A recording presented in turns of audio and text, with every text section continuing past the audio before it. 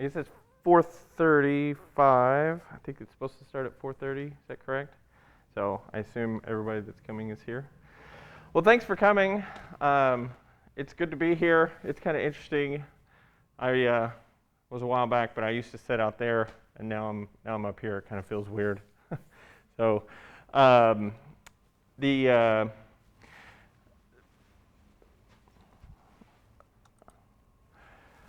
a little bit about me. I won't bore you with all the details, but I've been in the industry now for about 23 years. I spent the first 15 years working for multiple different DoD contractors, doing everything from production all the way through the end repair. As I said, I had my bachelor's degree from here, graduated in '98. I was actually part of the EPICS program back then. It was brand new. There was only about 30 or 40 people in there by then. Back then, I was on the speech, language, and audiology clinic. Is anybody here in that group? No? Is it still one of the groups? Okay. I don't know. We had a couple different projects and stuff we were working back then. I thought it was a really great program. Glad to hear that it's looks like it's really grown. You have an awesome lab over there. I was kind of peeking in there and through the windows and seeing some stuff you guys are doing. That's really cool. And it's exciting that it's grown so much since then. 8 years ago, I started my own company doing a lot of consulting and research projects for different groups. But then we also started doing some of our own product development. And it's a common theme that even engineers have trouble with sometimes. They want to get right into the design, and there's a lot of mistakes often made with product development because we don't follow a good process. And so I was just going to start with that a little bit today, and just talking about the design process and some good habits and things to do. So. Oftentimes you have your design project and you get to the end of it and it costs too much. It doesn't do what it's supposed to do. The customer isn't happy. And it was hard to make, it's hard to produce. It's not what you had envisioned, when you first started. And you wonder why is that the case? Well, oftentimes it's because the problem wasn't clearly stated to begin with. And then we didn't have a good process that we followed, or we shortcut the process. And then all the stakeholders weren't involved early on. And all these things roll up to the end, and you're like, how did I get so far off base? Well, you got to start with a good problem statement. And I know you've heard that 1,000 times probably. What's your problem? What's the problem? State the problem. What's the problem you're trying to solve? But it's not that easy as just stating a problem, right? You have to have a very clear problem statement and figure out what you're going to solve. And let me show you, just for instance, say you're talking to a customer. Hopefully you've talked to them before they're at this stage, and they're not this angry with you by the time you're talking to them. But you're having this discussion with your customer, and they say people are spending a large percentage of their time, or a large percentage of their money on transportation. Getting around, either to their job, whatever other things they might be doing, all their activities and stuff. So you could basically draw many more problem statements other than this, but let's just say you wanted to go at it on the hardware side directly, right? So you want to increase automobile efficiency by 50%. Say that'll solve your problem, right? Okay, well, if that's your problem statement, then how would you go about implementing that? Well, you could make more fuel-efficient engine, make the car lighter, reduce the friction, improve gearing. There's a laundry list of things you could do, right? If you wanted to go improve the efficiency of the car itself. What if you stated the problem as, I want to reduce transportation cost? Well, that's a whole different set of implementations, right? Both of them are addressing what your customer has said, but there's a very different set of implementations on that, right? So now you're looking at other things like ride sharing. Maybe you want to put company housing there close so that people don't have to travel even to work. So, or what if you flip the problem on its ear and said, well, part of the problem they're spending a percentage of their income is because their income is too small, right? Now we're going to go attacking the problem directly with how much of the percentage of their income they're spending on it by increasing their income. So, and there's no right or wrong answer on which one of these is the problem statement you need to go after. It's just a matter of the discussion. And I encourage you, like when you start these kind of projects, like to explore multiple different problem statements and then try and go through this exercise a little bit, right? Say, okay, well, if we do this, how would this look? Okay, well, what if we did this? How would that look, right? And there's no right or wrong answer, and this should be part of your discussion that you have with your customers and with your stakeholders. Your stakeholders should be involved in this process early on. And there's no one right or wrong answer here. It just depends on which one works out for the best. So now that you've defined what the problem is, well, how do you get started? What is the process that you use to get to the end? Well, there's multiple different processes that you use. Industry has multiple different ones. I know you guys have your one that you're taught here as well. And there's no right or wrong answer necessarily for that. The thing is you need to pick the right process that fits your project. So, but there's some basic tenets that you need to have for a good process.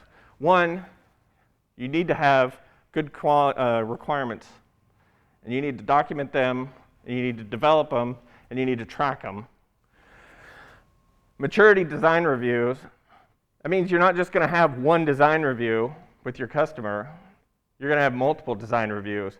And you need to have design reviews as your design matures. As it gets better, or as it matures through the process, have your design reviews. There's no rule that says you can only have one design review. As a matter of fact, you should probably have multiples. Now, you may only have one or two with your customer, but you should be having internal design reviews constantly, right?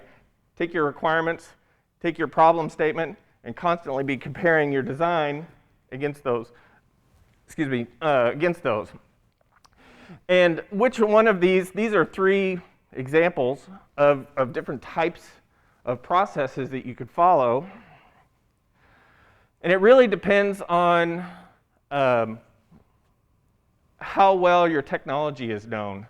If it's a very well-known technology, something that's been built lots of times, and you're just making some minor iteration to it or improvement or something, you can go with one of the waterfall process where you set up your requirements and stuff at the beginning. And this is what's most often taught, right, is the waterfall approach. So you do the requirements and the architecture. You do a preliminary design review with your customer and internally, and then a detailed design review. And then you go build it, you field test it, you put it into production. The downside to that is if there was a mistake in your design, or you didn't have good requirements, or there's something you missed, or something you didn't understand, you won't find out for months, right, until you actually get it built. And by then, you've already spent a ton of time, a ton of money on doing it, right? So that's the problem with that one. But it still could be good if it's something that's very well known, and you're just kind of iterating an existing design.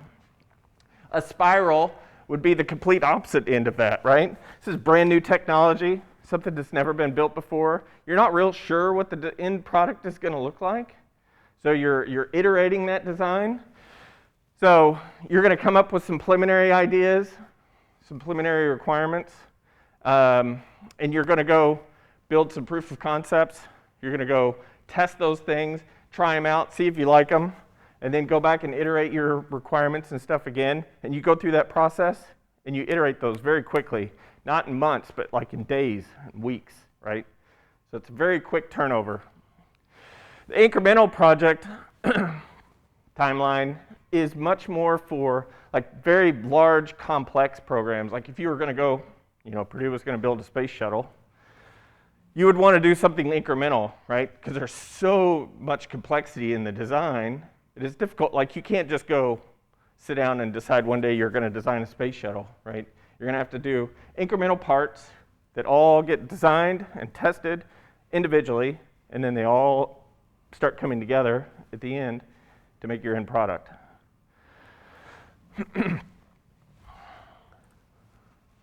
So this is a process that I've used, and this is something that we've come by. And I'm not going to bore you with all the details on here, except for I just want to kind of draw your attention to there are different maturity stages within the design, right? So the initial one is a requirements, and then you have their preliminary, and then your detail, and then you're doing like your final kind of testing, first articles, getting ready for production. And in each one of those, there are work products, things that get developed in that stage. And then the most important thing is just whenever you develop one of these products, it doesn't just get filed away and left, right? The next phase, you're testing against all the work products and stuff that you did in the previous stage, and you're comparing it against that to make sure that you're staying on track. And this keeps you from veering off into the weeds, you know, and losing track of your original design, because that happens all the time, even in professional, you know, companies with seasoned engineers. You know, everybody sits down and makes a plan and an idea, and then 6 months later, you're like so far off in the weeds you can't even remember where you started from, right? And it's because they don't follow the process. It doesn't keep building on itself. The whole design idea is to have maturity of your product moving along incrementally. So initially, the first thing you want to do is your requirements and your architecture definition, right? This is often skipped. Professional engineers do this all the time, right? They hear a problem from the customer, and before you even have a meeting about it, the engineers are already writing down what the design looks like, right? It happens all the time. They're immediately going into the design, and we haven't even decided what the problem statement is, right? We haven't even talked to the customer to decide what are your requirements, how do we know when we're done, and what's this thing going to look like, you know? And engineers tend to immediately gravitate towards designs that they've done before or seen before, right? Oh, I've seen this before, it worked fine, we're just going to do that, right? But that's not true innovation. Innovation doesn't happen by copying somebody else's stuff, right? Innovation comes when you're constantly asking yourself, okay, how can we do this better? And almost blocking out what other people do. For better or worse, oftentimes when we have a new problem, people want to go look at what other people have done. And I immediately don't want to do that, right? I don't want to cloud my judgment by seeing what somebody else has already done. Now, sometimes it makes sense to go look and to see if you're completely stumped, but I like to start with a scratch sheet of paper. You will find in industry that people will always go back to what they know, right? They will iterate the same design over and over and over again, and you just don't get true innovation that way because people want to do the same way that they've always done it because that's easy. Now, not to say that that's always a bad thing. There's lessons learned from those previous designs, right? Those engineers have been doing this for a long time probably, and they've seen some pitfalls, and they've overcome those with design. So I'm not saying to throw those in the trash, right? There's always lessons learned in history and what other people have done. So it's really good to be cognizant of those so you don't fall in the same pit traps. You know, you don't want to be redesigning the wheel all the time. But at the same time, you know, as soon as you've seen something, your mind immediately is just going to try and iterate that same design. And sometimes it's a good idea just to kind of go through your own process. And this is and a really good way of doing that and iterating this multiple times. Any software engineers in here? You're a software person? So you're familiar with the UML, UML diagrams and stuff. I love these things, and a true software engineer will probably critique these and say, I did all this stuff wrong and I didn't follow the correct process, and this is not a true UML class diagram or whatever, and I'm sure you're right. But for visualization, this is really helpful to come up with these types of diagrams, and we use these all the time, right? It's a really easy way to just throw something up on the board and have engineers talk about it. And with this kind of thing, it takes sometimes very complex ideas and complex designs. For example, this kind of networking diagram that we did, this was a project that we did for for an agricultural company. And that is something that you can point to and share with your customer, even if they're not a very technical person, right? So this simplifies the design. And really, that's your job as an engineer, is to simplify those things that are highly technical and difficult, and simplify them to the point where you can communicate that with your customer so that they understand what's going on. And you can clearly communicate that not only to your teammates, but other people that might want to come in and join your group or share work with you or whatever. So these are just really good ways of doing that. Because communication is a real key to successful projects. Even within your team, very rarely will you be the only person working on a project, right, doing design work. So being able to communicate that back and forth is going to be real important, and it's oftentimes a challenge. Engineers, just in general, I'm one of you, not the most communicative people, right? We're not the most social people sometimes. So for us sometimes to clearly communicate and relay our ideas to other people can sometimes be challenging, right? And we want to talk in the details. We want to get down into the weeds, talking about all the technical things and start writing equations and doing math, which is great. There's plenty of time for that, and you will absolutely do that. But don't start there, right? Start at the high level. Start with the communication. Start with the trade studies, right? You're flipping these over and over again.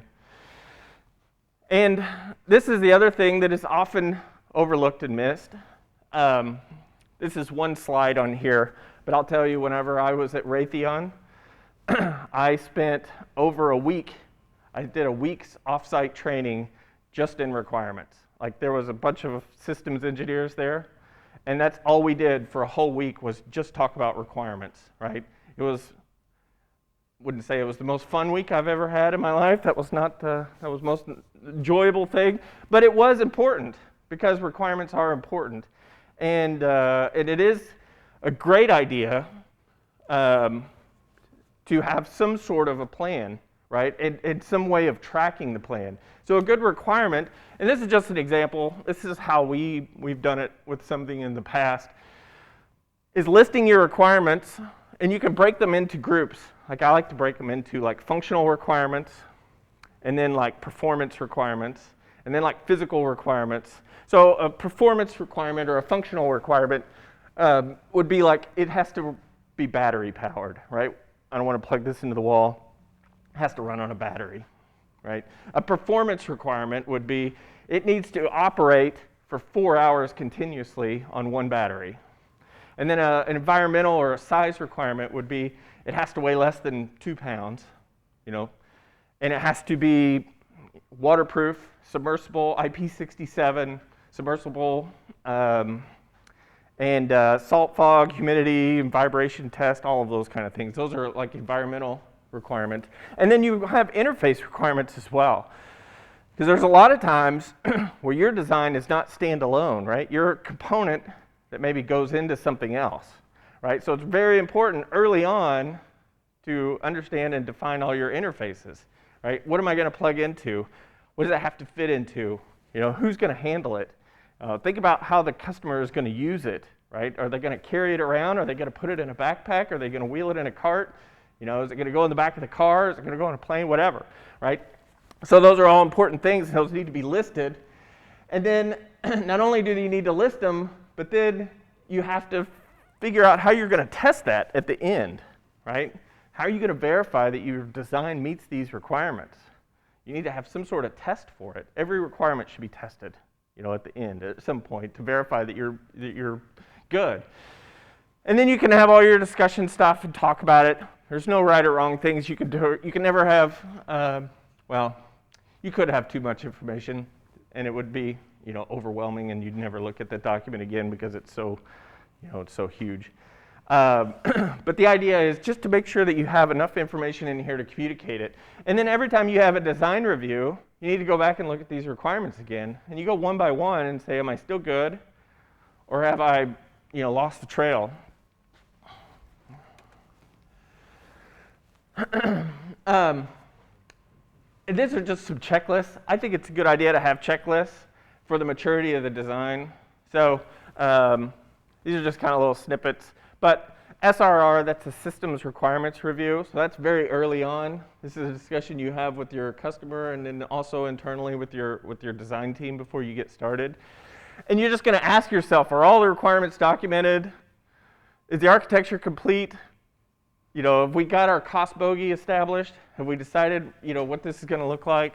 And then as it goes on, your questions change for each maturity review, right? But you're going to have these multiple times. And there's no right or wrong answers to how many times or when you do these. It just depends on where it makes sense for your program.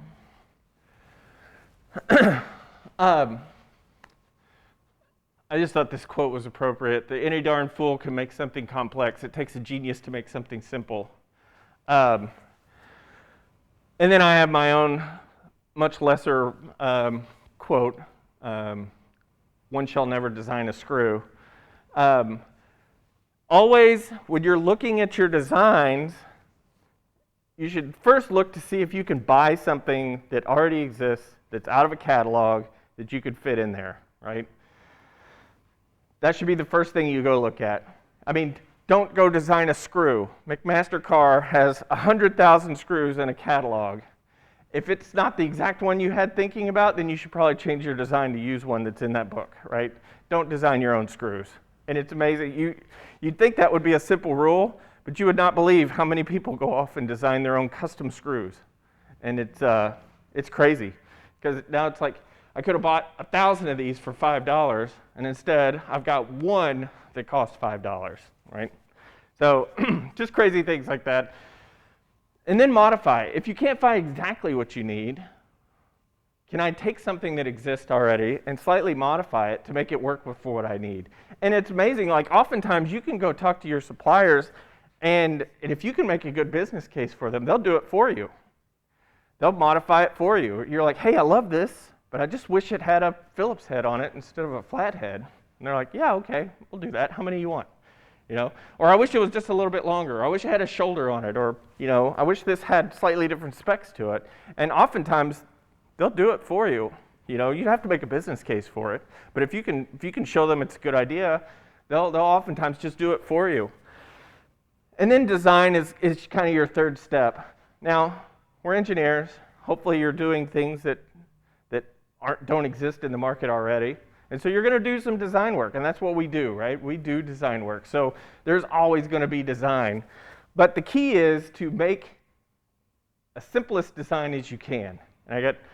And so, as I said, I graduated from here in '98. I went to work at Raytheon, and I was very fortunate in my career in that I worked with some super, super smart people, right? I've always had great mentors in the world and in the industry. Right out of school here, I had all my mechanical machine design classes and thermo and all those things, and I was super excited to go put those into practice. I was working on a thermal weapon site at Raytheon, and there was a focus cell on the inside.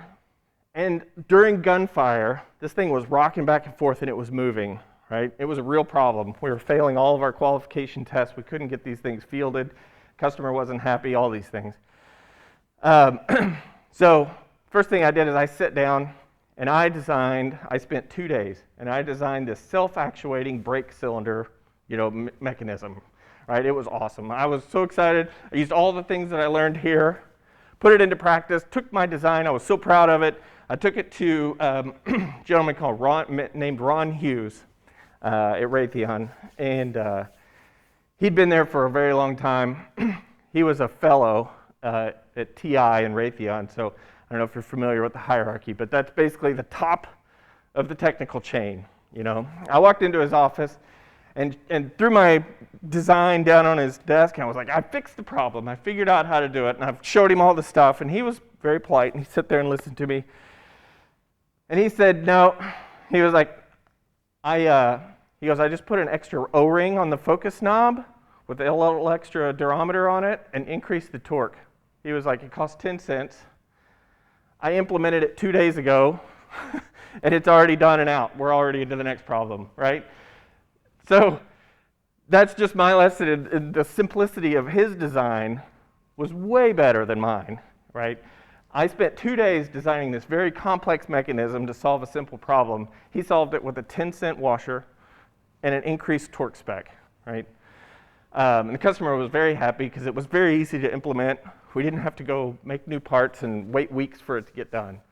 So that was the maturity in engineering and thought, right? He was way so far ahead of me and where I was in my thought process, right? I was in very elementary, design thought processes, and his design was way superior, even though mine was more technically complex. His was a better solution for the customer. And that was kind of my first lesson right out of school with complexity of design. The other thing that often gets overlooked, and this is a very simple example here, but just imagine a cup, right? So in your design, when you're making a design, you got to think about how am I going to build this when it's done, right? Even though your design may be technically very good, if you can't build it, or if it's so expensive you can't get it done, then it's not a good solution to your problem, right? So, very simplistic example of the cup, right? So it's like you needed this thing to be part of your design. So immediately, as an engineer, you in your mind, you think, my job is to design, not to build it. That's somebody else's problem, right? Which is often happens. There's a lot of people with that mindset, which is not true. But you think, okay, well, I have this solution to my design. It's a cup, and here it is, go build it, right? Well, they take it to a machine shop, and I don't know if you've done any machining, but this very simple part would be very expensive to build, right? Because there's no radiuses on it. It's a deep drill to go down to take a solid piece of cylinder and machine that out is extremely expensive, right? And time consuming. That's not a good solution for an end product, right? Whereas you could take that same thing and do something like this. Now you have an extruded cylinder, something that can be extruded, which is extremely cheap and cost efficient, right? And then you can take a plate that you can cut into a circle and now stick it on the bottom. You have the same functional design, but much more manufacturable, right? So these are things you have to decide early on. If you wait until you get to the end and then figure out you can't design it or you can't build it, the cost of going back and revising all those drawings and revising your design and everything is huge. Whereas if you do this early on, it's almost free because you're just iterating your CAD models. This is kind of a busy slide, and I apologize for that. But those are all preliminary design. That's your architecture and your preliminary design, right? You haven't made any drawings yet. You've been doing all this design work all this time. You're talking about cost, you're talking about design for manufacturability, you're talking about satisfying your customers' requirements, you're doing all of these things. You've not made one drawing yet. You've not really picked out a screw or anything at this point, right? You're still been very early on. Well, now is when kind of the rubber meets the road, and now you're actually going to do design. This is where you actually start doing all of your equations, and this is where you're doing the dirty details of your design. And kind of alluding back to the previous thing, again, you're still doing design for manufacturability the whole time, right? And design for cost. That's all very important stuff that you should be doing from the beginning, but here's where you really